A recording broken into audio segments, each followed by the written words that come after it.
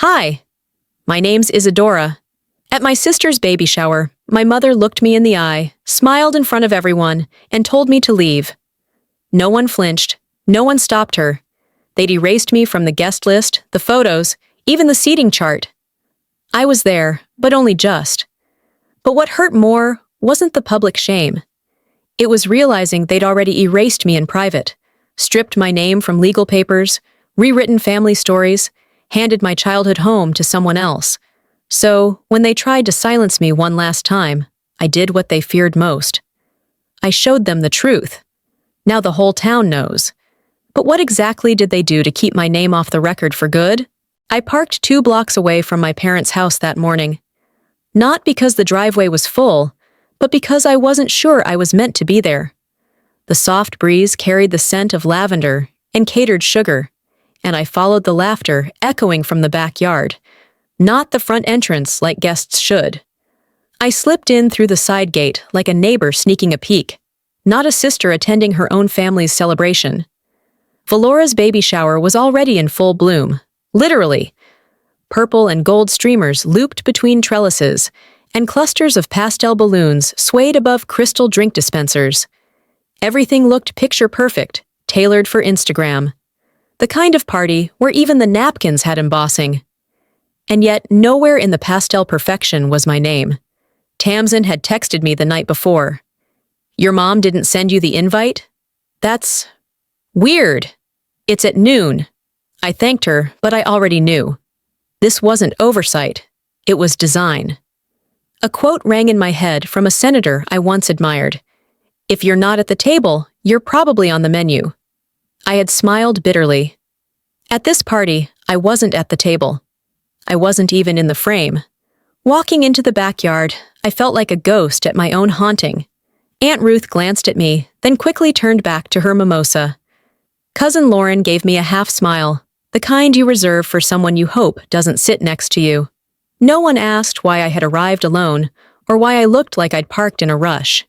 Valora stood near the gift table, glowing in a blush maternity gown that hugged her baby bump just so. Her blonde hair was styled in soft curls, a delicate flower crown perched on top like a royal finishing touch. She spotted me and smiled. Not warmly, but like a queen nodding to a distant cousin.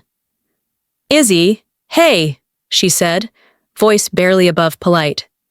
"Didn't think you'd make it." "I didn't get the invite," I replied, watching her eyes flicker.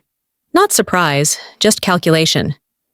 "Oh, must have been a mailing issue," she offered with a shrug, already turning toward another guest. Behind me, I heard someone mutter, "Didn't know she was coming." Another whisper followed, "She just showed up?" A chalkboard easel displayed the seating chart in Valora's favorite script font. I skimmed the list. Table names were florals: peony, dahlia, rose gold. My name wasn't on any. I double-checked, tracing with my finger. Nothing. An usher wearing a branded polo approached. "Hi, are you with the caterers?" he asked. I blinked. "No, I'm family." He looked embarrassed. "Oh, there's an extra seat at Dahlia, near the restroom." The chair was plastic, mismatched from the rest. I sat, placing my clutch on my lap to hide the tremor in my hands. The laughter around me seemed louder from this angle, the joy more distant.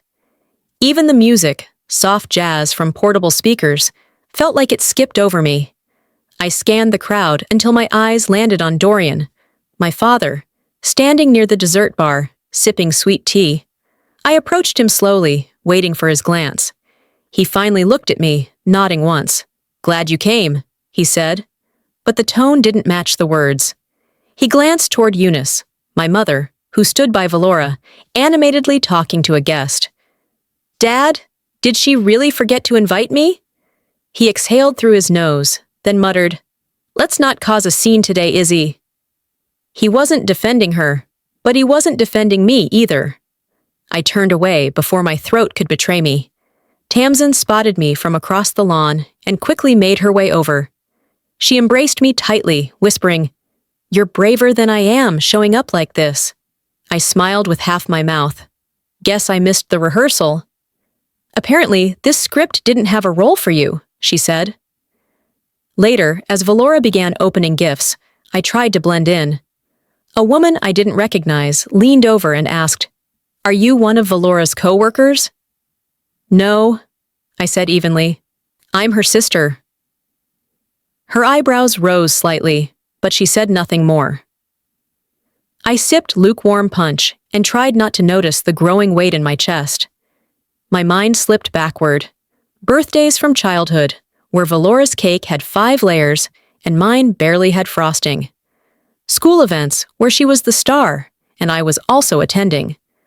I'd learned early that being the youngest didn't mean being cherished. It meant being spare. Valora's voice snapped me back to the present. "This next one's from Aunt Ruth. She sent the designer carrier I wanted. Isn't she the best?" Everyone clapped. I stared down at my own card, attached to the same carrier. Of course. I rose to get air, walking slowly toward the edge of the party. As I passed the outdoor sink near the restroom, something caught my eye. A folded napkin, damp and wrinkled, sat crumpled in the corner.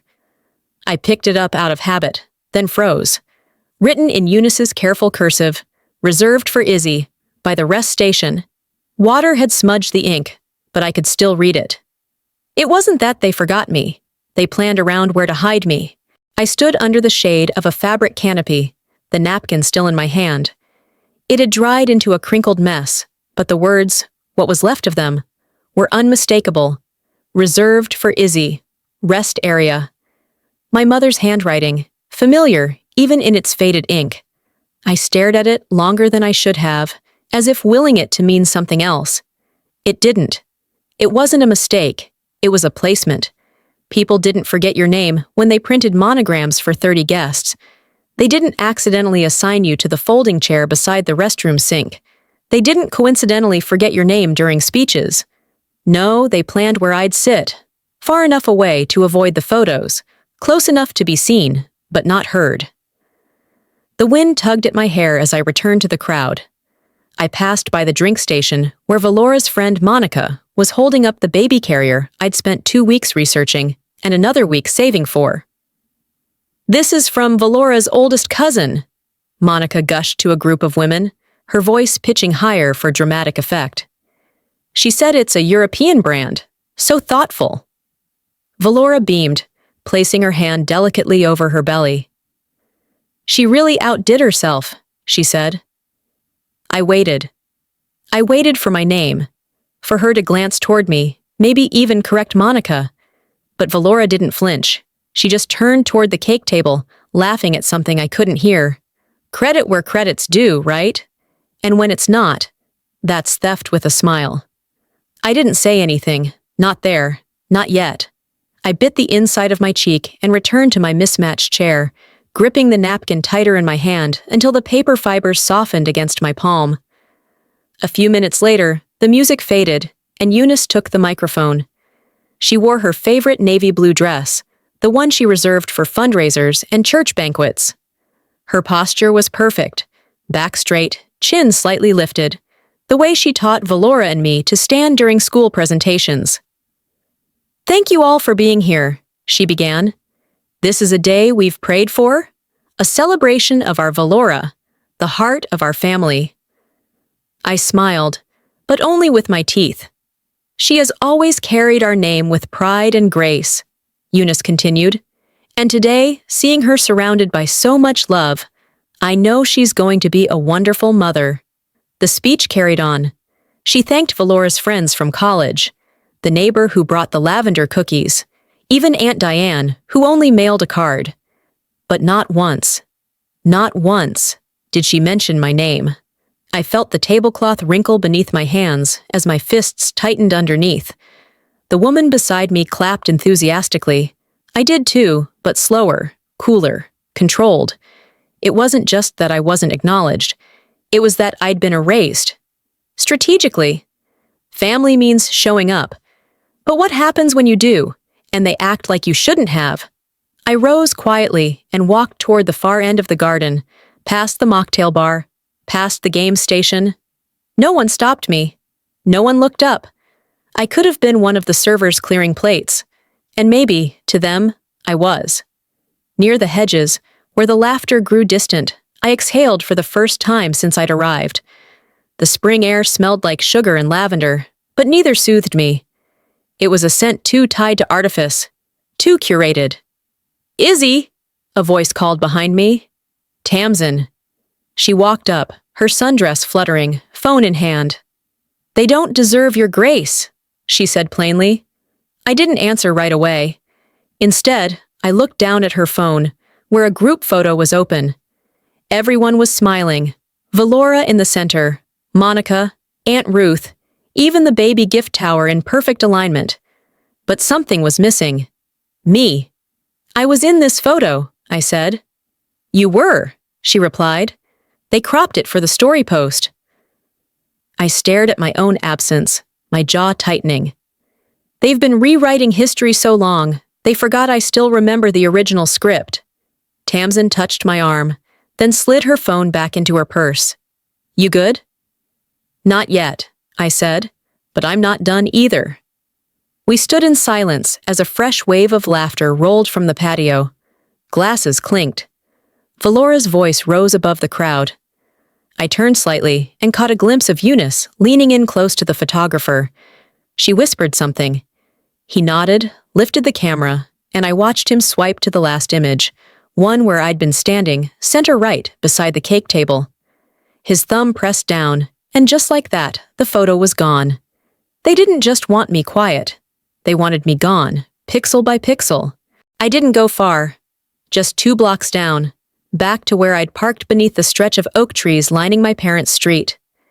Their blossoms always bloomed a little early in spring, even if the branches looked like they could crack under the weight of their own prettiness. The car was still warm from the morning sun, and as I closed the door behind me, the outside noise dulled to a hum. I flicked on the AC, leaned my forehead against the steering wheel, and let the stillness settle. It was the first time all day I didn't have to pretend I was okay. I unlocked my phone and scrolled through social media. Party photos already being uploaded. Everything curated. The captions were predictable. "So much love today."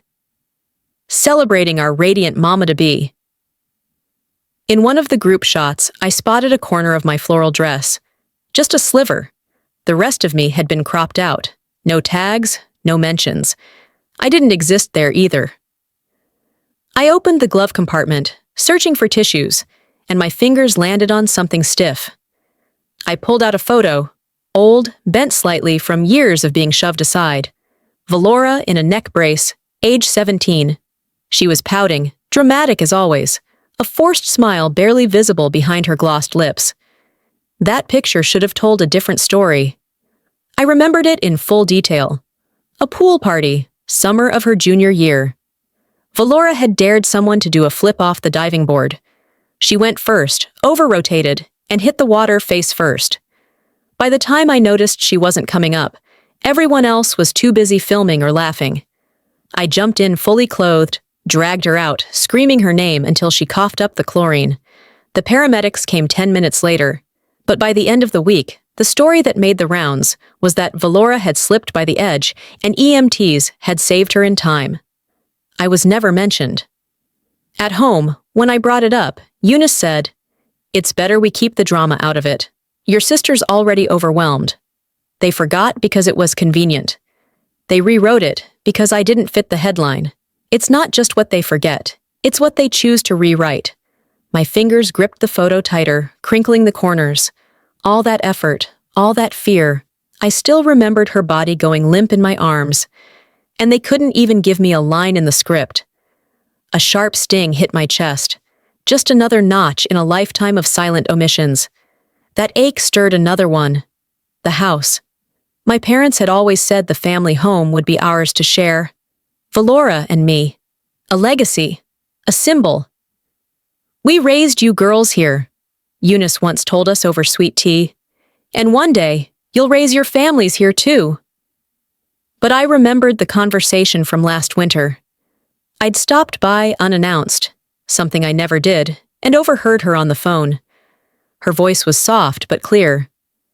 "It's just simpler if the deed goes to Valora for now. Izzy doesn't have a family of her own." I didn't say anything then. I just backed out the front door before she saw me. But a month later, a friend at the county office confirmed it. Valora's name was on the deed. Mine wasn't. Possession may be 9/10 of the law, but silence is all 10. I sat back in my seat and stared at the roof of the car. This wasn't just about a party, it was a pattern. A calculated sequence of removal. Photo by photo, story by story, signature by signature. This baby shower wasn't a celebration, it was a coronation. Valora, the chosen one, the golden child. And I was the placeholder that stayed quiet long enough for them to pretend I never held space at all. I opened the Notes app on my phone and typed a single line. No one erases me without consequences. Then I wiped beneath my eyes, fixed my lipstick using the rearview mirror, and opened the car door. I didn't feel powerful, I didn't feel brave, but I felt certain. Walking back, the wind had shifted. The air smelled sweeter, but it didn't calm me anymore. It irritated me, like sugar you didn't ask for in your tea. The patio came into view just as Valora raised her mocktail, surrounded by a half-circle of smiling faces. Her voice floated over the lawn like a sermon. "And to all of you," she said, gesturing dramatically, "thank you for supporting me, especially now, during this special journey." I stood behind the last row of chairs, arms crossed, silent. I didn't clap. Eunice stood a few feet away, whispering something to the photographer. I saw the man glance at me, then lower his camera. "Don't let her near the microphone," I heard her say. And just like that, I felt my pulse steady. I wasn't going to speak, until they made sure I couldn't. I didn't rush back into the party. I walked, slowly, my shoes clicking against the stone path, the scent of sugared petals still clinging to the air. Laughter rose from the patio like background noise in a movie I didn't audition for. Nobody noticed me returning, which was perfect, because for the first time all day, I was watching them, not the other way around.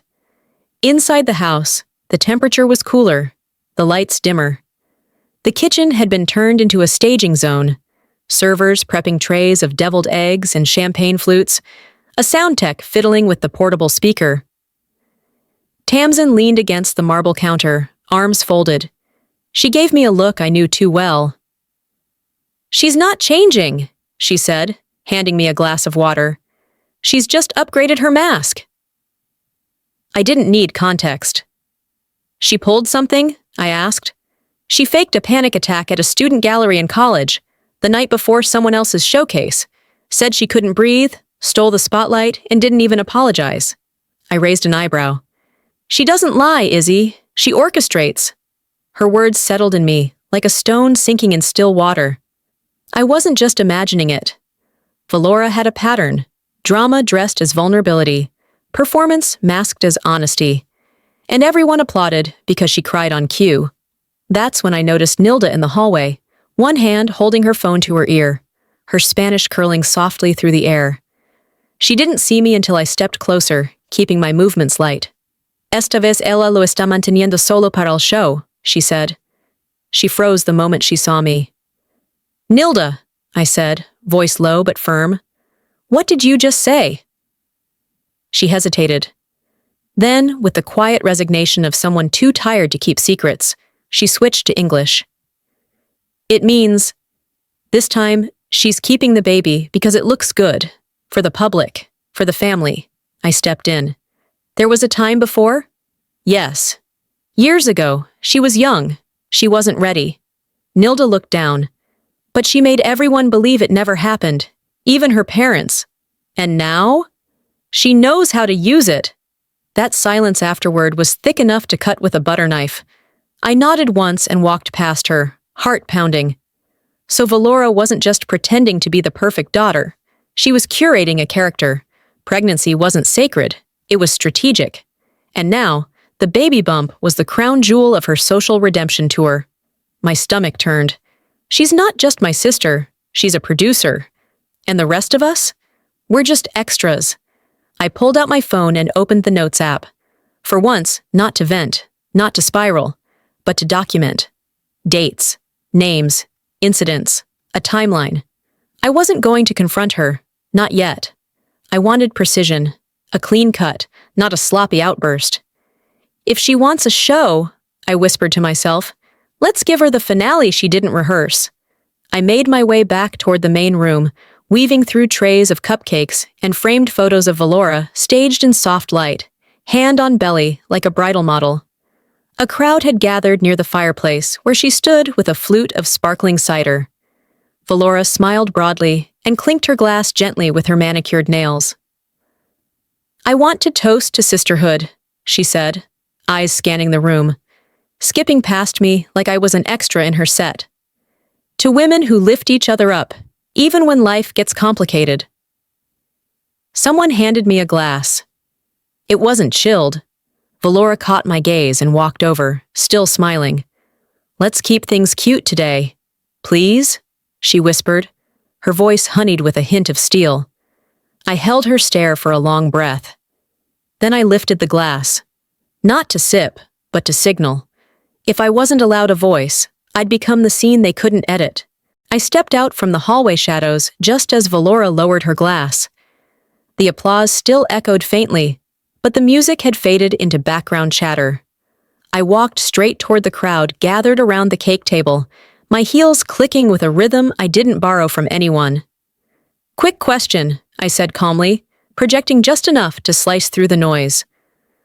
Why was my name left off the donor slideshow? The circle parted slightly. Heads turned. Some smiled awkwardly, others stiffened. Valora's expression didn't change. She gave a little shrug, the same one she used in high school whenever she wanted to look innocent without claiming it. Eunice was on me in seconds. Izzy, not now, she said, her voice tight behind the flash of her smile. Please don't embarrass yourself. I tilted my head. I'm just asking about accuracy. It's not about me, right? Valora laughed, a well-rehearsed tinkle. Oh, you know how these edits go. Files get messy. Funny how my name's the only one that disappeared, I replied, folding my arms. Everyone else, even the +1s, got listed. Eunice leaned in closer, her voice dropping into that signature hiss she used when we were kids, and guests were present. If you can't act with grace, I suggest you leave. This isn't your day. No, I said, matching her tone, but that doesn't make me invisible. We locked eyes. She blinked first. I stepped back, not out of defeat, but because the room was suddenly too heavy, too polished. The scent of vanilla frosting mixed with manufactured cheer made my stomach turn. I walked to the kitchen and poured a glass of water, the faucet noise a welcome interruption to my thoughts. I stared at the glass as if it could steady me. They didn't raise me to be small, but they sure as hell made sure I stayed that way. I didn't cry. Not there. Not after all of that. Instead, I scrolled through my phone and found the folder I'd created weeks ago. Notes, dates, photos, pieces they thought I'd forget. I tapped a contact and called. One ring. Ready? I said. Been ready? Came the reply. Just as I ended the call, I heard the murmuring shift in the main room. Raised voices, sudden concern. I moved toward the kitchen entrance and peeked through the archway. Valora was seated now, dramatically clutching her stomach. A few guests hovered close, fanning her, whispering about hydration and stress. Her face was tilted slightly down, but not enough to smudge her lipstick. Her hand gripped her mocktail glass like a prop. She's overwhelmed, someone said. She's sensitive to confrontation, another chimed in. I stood still, watching the act unfold. Someone help her sit, a guest shouted. A distant cousin pointed at me. You upset her! Look what you did! Of course, because the truth, when spoken aloud, is always blamed on the one who says it. Valora's breathing remained steady. Her eyes peeked through long lashes like a movie star blinking against bright lights. Her hand fluttered over her bump, a silent plea for sympathy. In America, if you cry in public, people look. If you cry beautifully, they believe you. She wasn't hurt. She was winning. I stepped out of the kitchen and passed through the side hallway to the tech table where the projector was running. It was on standby. The slideshow paused. I leaned down, opened the folder labeled Event Assets, and clicked on one tucked quietly at the bottom. Truth. It wasn't dramatic. No sound played. Just a slow scroll of time-stamped files. Screenshots, photos, email snippets, everything she'd kept buried, curated, deleted. But I hadn't. Just as the MC tapped his mic and announced the cake cutting, the projector glitched once, then started playing the file. A hush fell over the room. I walked to the back wall, arms crossed, expression neutral. There would be no yelling. The truth was loud enough. The room hadn't yet settled from the awkward silence that followed my last question, and the air was dense with sugar and tension. The sound of forks tapping porcelain was replaced by an eerie kind of expectancy.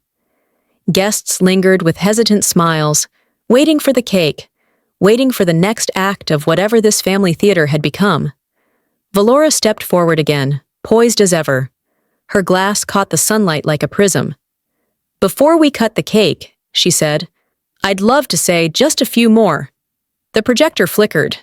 The first time it glitched, people ignored it. This time, it didn't just glitch. It changed. A new file popped open on the screen. It wasn't part of the slideshow template, no pretty border, no scripted font. The title was plain, black on white, Bank Transfer Logs, Private. A hush slid through the crowd like a cold draft. On screen, a list of transactions, neatly time-stamped. Loan numbers, wire confirmations. The name on the accounts? Dorian Whitaker, my father. Recipient? Valora Whitaker, multiple entries. Memo lines. Bridal studio. Personal advance. Speaker fee deposit. I stayed where I was, standing by the kitchen entrance, sipping from my glass like nothing had happened. They said I was bitter, I whispered to Tamsin, who had appeared beside me, eyes wide. Turns out I was just accurate. Whispers began. Guests leaned into one another with raised brows. A woman gasped softly, her hand to her mouth. One man muttered, "Is that real?" Valora blinked at the screen, lips parting. She didn't speak. Her eyes scanned the crowd like she was looking for a teleprompter that had failed her. Then the slideshow jumped again. This time, it was an article, one Valora had published 3 weeks prior, titled Sisters in Strength. I recognized the opening photo before the caption even loaded. It was a candid from last Thanksgiving, Valora hugging me in the kitchen, me caught mid-laugh. Except in the article, I'd been cropped out. Only her face remained, glowing beneath a headline that praised her resilience in the face of abandonment. The caption read, "Through every storm, she stood by me. My rock." Tamsin's breath caught. "She sold your shadow as her foundation." I didn't reply. I didn't need to. There was a shuffling sound as Eunice made her way toward the tech table. She motioned to the young guy managing the projector. "Turn it off," she hissed. "Right now." But he didn't move. Neither did anyone else. Valora turned to the crowd. Her voice cracked for the first time all day. "Who did this?" I stepped forward, glass still in hand, voice even. "I told you," I said, "I'd stop being silent." No yelling, no finger pointing, just the truth, standing taller than the lies. The room shifted then. Guests began to pull away from Valora, not out of cruelty, but clarity. A woman I barely knew shook her head and whispered, "She used your dad's accounts?" The whispers grew louder. The performance had broken, and the audience was waking up. Harlan, her husband, had been silent all afternoon, but now he met my gaze. He didn't flinch, didn't look away. Instead, he gave a slow, deliberate nod, so faint anyone else might have missed it. But I saw it. I felt it. He'd known. He'd let her do it. And now, he was letting her fall. Valora turned toward him, as if to say something, but his eyes were already on the floor. Eunice wasn't done. She marched toward me, grabbed my wrist. You just ruined her future, she spat through clenched teeth. No, I said, not pulling back. I didn't ruin it. I revealed it. A ping echoed from the speakers. The projector blinked once more, this time displaying an email subject line. Subject: Confirmation, paternity results. The room froze. All eyes turned toward the screen. The projector had gone dark. The final image seared into everyone's mind long before the screen faded. Chairs scraped, voices mumbled. Some guests fled like they'd just witnessed a crime scene. Others lingered, unsure where loyalty should land, now that the script had gone off page. The sunroom, once used for family brunches and late-night board games, had turned into a tribunal. No judge, no gavel. Just the weight of truth, anchoring the air so thick, even breathing felt accusatory. The email was still open on a guest's phone.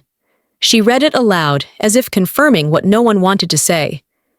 The father is not Harlan Whitaker. No one moved. Valora let out a shaky gasp, then covered her face. Her cry wasn't the same delicate sob from earlier. It cracked on the edges. Her mascara clung stubbornly, but her performance faltered. Harlan sat motionless, hands folded. He didn't rush to comfort her. He didn't speak. Eunice, ever the director, lunged toward the projector cable. "Shut it off," she barked. "This is enough." But someone, maybe Tamsin, had already locked the keyboard. "The damage is done," I said calmly. Eunice turned toward me, eyes wild. "You've destroyed your sister's life." "For what? So you could be seen for 5 minutes?" I met her stare, even. "No," I said, "for the truth. For every time you made the rest of us carry her secrets while she played the victim. You protected her lies and expected us to call it love." Her voice wavered. "You don't air family business in front of strangers." "And what would you call it when she used my photo in an article and cropped me out? When she spent Dad's retirement fund under his name?" "She's your sister." "She's your invention," I snapped, "and I'm done playing opposite her in this tragedy." Footsteps echoed. Harlan rose finally. "I knew," he said, voice low but steady. "Months ago, I didn't need the test." Everyone turned. "I didn't care about the biology. What mattered was how she lied to me, to all of you. And the worst part? I let her." He reached into his pocket, pulled off his wedding band, and laid it gently on the glass coffee table. "You made me complicit," he said to Valora. "That ends now." Valora stood up abruptly, her voice shrill. "You're abandoning me?" Harlan didn't flinch. "You abandoned yourself a long time ago." He walked past her, past the crowd, and didn't look back.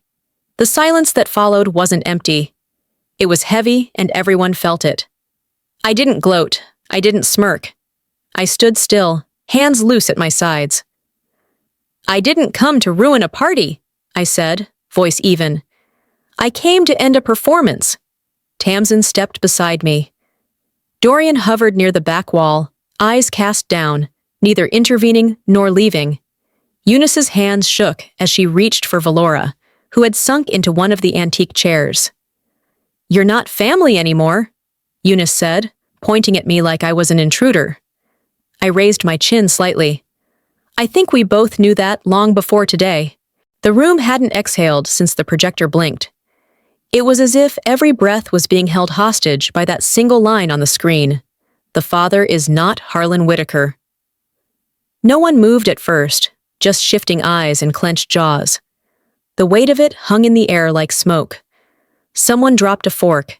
It clattered louder than it should have. Valora didn't faint this time. She didn't have to. Her legs simply gave out beneath her, and she folded into the nearest armchair like a marionette with cut strings. She looked stunned.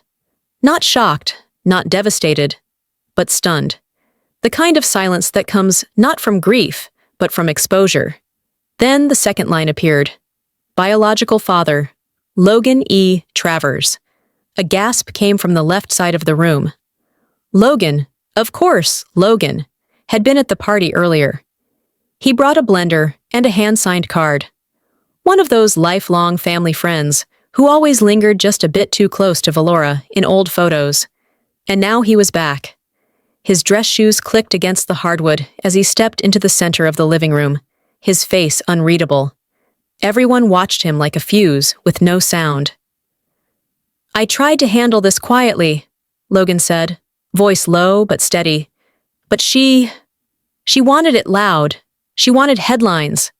So here we are."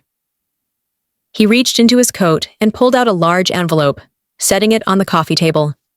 "Emails, screenshots, payment records, and this," he tapped the envelope, "is where she begged me not to tell anyone, and then made a press pitch 2 weeks later, pretending she was still married." Eunice looked ready to collapse. Her hand reached out to steady herself on the back of the sofa. Valora didn't make a sound. Her fingers curled into fists around the fabric of her dress, knuckles white. No one defended her. Not this time. One by one, guests began slipping out, shoes softly tapping, chairs quietly pushed in. A woman passed me on her way out, muttering, "She dragged all of us into a fantasy." Another followed, shaking her head. Tamsin stood by the door, phone in hand, recording. Not to post, but to document. Proof, if it was ever needed. Dorian didn't say a word. He walked straight to the garage, opened the side door, and disappeared without so much as a glance back. No one stopped him. I stayed where I was. Still. Focused. Because now, for the first time, it wasn't just about Valora. It was about all of them, the people who had let this happen.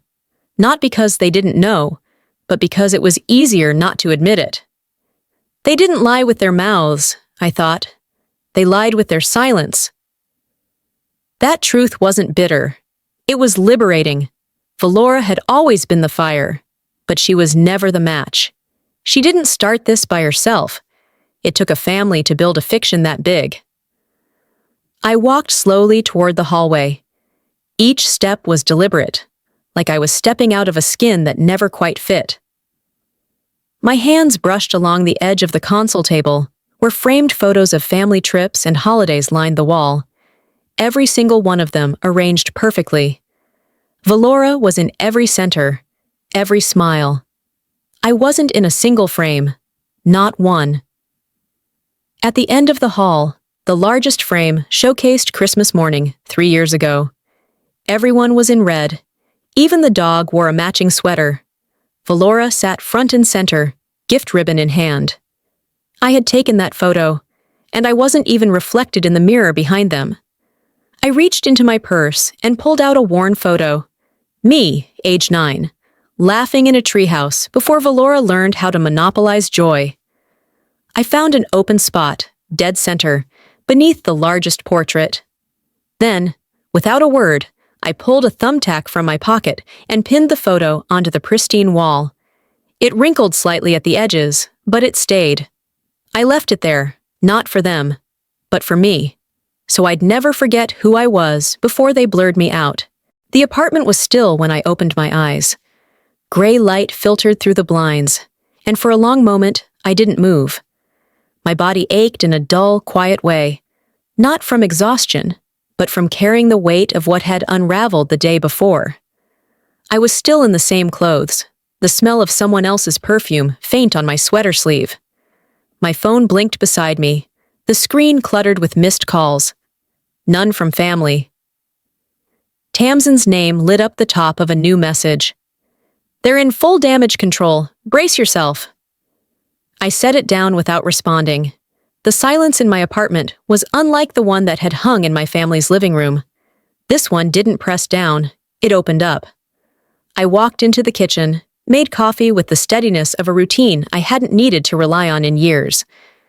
As it brewed, I checked my email. One subject line caught my eye. Insurance notification, policy change, I clicked. My name had been removed from the family health plan. Effective date, 4 months ago. No notice, no explanation. They hadn't just tried to silence me emotionally, they'd erased me legally. They'd quietly planned to cut me out long before I ever raised my voice. My breath caught, but I didn't let it spiral. I simply closed the tab and whispered, "So be it." Around noon, the mail carrier buzzed up. I almost didn't answer, but something told me to get it. A single envelope waited at the box. Handwritten, Dorian's handwriting. Inside was a sticky note. I always knew, I just didn't act. Tucked behind it was a printout of a photo, one I hadn't seen in over a decade. A family picnic, everyone in frame. Me, at the center, arms around both my parents, laughing hard enough to blur my face. It was the original. The version on Mom's mantle had cropped me out years ago, said it was too wide for the frame. I didn't cry. I sat on the couch and closed my eyes, letting the weight of that note, that photo, press against me like a truth finally named. There wasn't grief. There was clarity. Later that afternoon, I made scrambled eggs and toast. Sat at my little table by the window. No TV, no music. I read a magazine I hadn't finished and watered the basil plant I'd nearly let die. For the first time, the solitude didn't sting. I wasn't alone. I was unburdened. I'd spent so long trying to earn a space in a family that had quietly packed up my spot and filled it with staged smiles. Now that the stage had burned down, I didn't feel exposed. I felt free. That evening, as the sun dipped below the Charleston skyline, I opened my laptop. The glow lit up the corner of the room where I'd hung the photo from Dorian. The draft had been sitting there for weeks, a blinking cursor beneath the title, "The Family We Pretended to Be." I began typing. This isn't revenge, it's recovery. The words poured out, measured, deliberate, honest. I didn't lace them with bitterness. I wrote them as if I were talking to the girl I used to be, the one who believed quiet meant loyal, and invisibility meant peace. If they ever read it, maybe they'd recognize her. The one they tried to erase. A week passed, and I hadn't spoken to a single member of my family. Not because I couldn't, because I didn't want to. That Sunday morning, a knock came at my door. It wasn't anyone I expected, just the courier dropping a padded envelope marked with Tamsin's scrawl. Inside was a letter from my grandmother Avis. The return address was heaven. She'd been gone 3 years now, and yet her handwriting hadn't aged a day. Don't let their silence erase your voice. You are not the shadow. The note was folded around a photograph I'd never seen before. There I was, age 12, on stage with a debate trophy, smiling so wide, my cheeks pushed my eyes nearly closed. Behind me, Valora stood off to the side, half-shadowed, watching, not clapping, not proud, just present. She was always watching, I whispered. For once, the memory didn't sting. Later that afternoon, I scrolled through a few local blogs. The internet had done its work. The baby shower incident, now being casually referred to as the Charleston reveal, had made rounds in every Facebook group my mother used to monitor religiously. There were mixed reactions. Some people claimed I had ruined a sacred event. Others called it justice long overdue. A women's health nonprofit that had once sponsored Valora's foundation quietly announced they were withdrawing support. Harlan, through a short legal filing picked up by a reporter, had initiated separation proceedings. The world was shifting, and for once, I didn't need to control it. I never gave a public statement. I didn't defend myself. I didn't need to. Truth travels without an entourage. The next day, my inbox pinged with a message from Dorian. No subject line. The body of the email was only one line. I still have the house photo. It's yours now if you want it. I sat with that for a while. Then typed back, keep it. It's just bricks. I've got the foundation now. No response came. None was needed. A few days later, I stopped by a small cafe near Marion Square to grab coffee. As I reached for my order, a tiny voice piped up beside me. Why weren't you in the group pictures? I turned. A little girl, Lily, I remembered, was looking up at me with honest eyes and a purple headband nearly too big for her head. Excuse me? I asked, crouching down. At the baby shower, she said. You weren't in the pictures. I smiled gently and said, sometimes People need to see what's missing to know what matters. Lily stared for a second.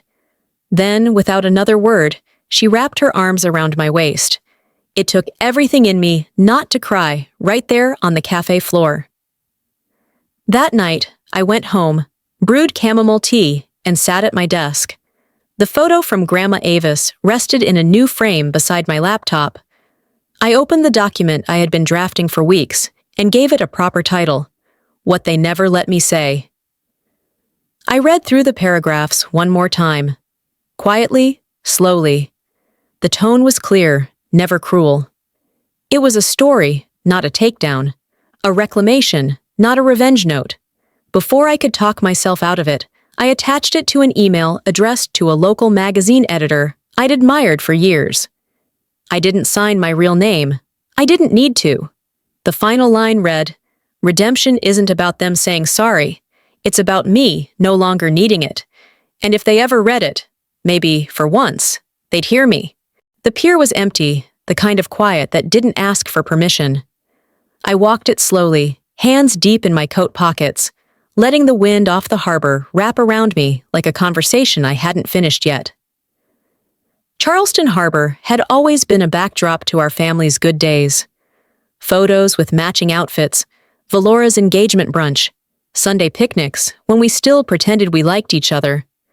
But today, it was just me, and the hush of boats creaking against the tide.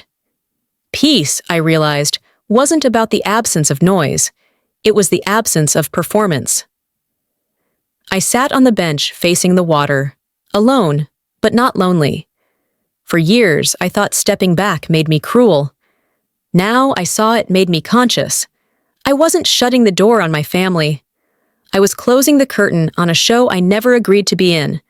When I returned to my apartment, a small box was propped against the door. No return address. I opened it at the kitchen counter, heart ticking slow. Inside was the baby blanket I'd crocheted months ago. Soft yellow, pale gray.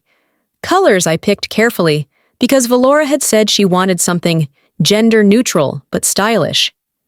Folded neatly on top was a note, written in an unfamiliar hand. "I never deserved this, but thank you for trying." No name, no signature. But it didn't need one. I didn't smile out of spite. I smiled because I finally saw it clearly. It wasn't rejection. It was recognition. Even if late, even if anonymous. Later that afternoon, my phone buzzed. A voicemail from Dorian. I sat on the couch before playing it, letting his voice fill the quiet. "Your mother's quiet now," he said. "Too quiet. I think she finally heard you." There was a long pause before the beep. I didn't call him back. Instead, I wrote a letter. "Dear Dad, this isn't forgiveness. This is freedom." I signed it with my name. Not a daughter's title, not a sister's duty, just me. That night, I received an email from the editor of a regional magazine. They'd accepted my submission, the one I'd sent under a pseudonym. It would be published in the spring issue. The byline read, "Dedicated to the daughters who were never invited to the table, but built one anyway." No one knew it was me. That was the point. The essay traveled farther than I'd expected. Shared. Quoted. Discussed. It had nothing to do with names. Just truths. I didn't need credit. I needed release. Around midnight, I lit a candle, poured a small glass of wine, and pulled out an old box from my closet. Photos from decades ago. Some I hadn't seen since high school. I flipped through them one by one. Some I burned. Quietly, deliberately. Not out of anger, out of permission. But one I kept. Valora and I, ages 7 and 9, in our pajamas, laughing over spilled popcorn during a sleepover. Her eyes crinkled. Mine closed from the size of the smile. It was real. I pinned it above my desk, not to forgive, not to forget, but to remember that even villains were once innocent. And maybe I had been too. I wouldn't rewrite the history. I'd just stop letting theirs replace mine. A knock came at the door. I opened it without hesitation. Tamsin stood there, 2 coffees in hand, and that half grin that always meant trouble or wisdom, or both. "So," she said, handing me one. "What's next?" The lights inside Charleston Town Hall were warm, low, dignified. The chairs were lined in perfect symmetry, the backdrop simple, just a banner reading "Local Voices," honoring stories that shaped the year. I sat near the back at first, arms folded, unsure why I felt more nervous now than when I'd pressed send on my essay weeks ago. Then my name, my real one, was called. The committee had somehow traced the anonymous byline. Apparently, my editor had shared it in confidence, and one of the judges, a retired teacher, remembered me from high school debate. He stood up now, glasses perched on his nose, quoting a line I'd almost deleted. "She didn't tear them down. She told the truth and let the bricks fall." The audience applauded. It wasn't thunderous. It was respectful, steady. But in my chest, it landed like a storm long overdue. I made my way to the stage. My legs didn't shake. My palms didn't sweat. Valora was somewhere in the room. She'd snuck in late, according to Tamsin. But I didn't look for her. This part wasn't for her. "When people erase you," I said into the mic, "they expect you to stay quiet. That's how they win. But survival isn't silence. It's speaking anyway." I pulled out a folded photo from my pocket. Held it up. "This is me, age 9. Laughing, no stage, no spotlight, just joy." They tried to cut her out, but I stayed. Another round of applause followed. It didn't matter if Valora clapped or not. Outside the auditorium, Valora was approached by a woman from one of the local shelters. "You're the one from that article, right?" she asked, not warmly. Valora barely nodded. "We don't associate with fraud," the woman replied. "Not anymore." Then she turned and walked away. Eunice tried to defend her, of course. I overheard it as I passed. "She's twisting everything. You don't know the full story." But a staffer cut in, crisp and calm. "Ma'am, the truth is on record. Let's not make this uglier." I didn't stop. I walked past them, past the lobby, out into the street. The sky was pinking with dusk, and my heels clicked softly against the concrete. It felt light. A woman from the nonprofit that had once honored Valora came up to me, eyes kind, voice low. "You don't need a headline," she said, "but you deserve one." She hugged me. I didn't pull away. Later that night, I passed the old family house. The porch light was off, the curtains drawn. For the first time, it looked smaller than I remembered. Not sacred, just structure. I kept driving. Back home, I hung the award plaque above my writing desk, right next to the photo of me and Valora as kids, the one where we were both laughing, before applause became a currency. I sat down, opened a blank document, and typed the title of my next essay, "Inheritance Isn't Blood. It's What You Build." I leaned back in my chair and smiled. "Not revenge," I whispered to myself. "Just restoration.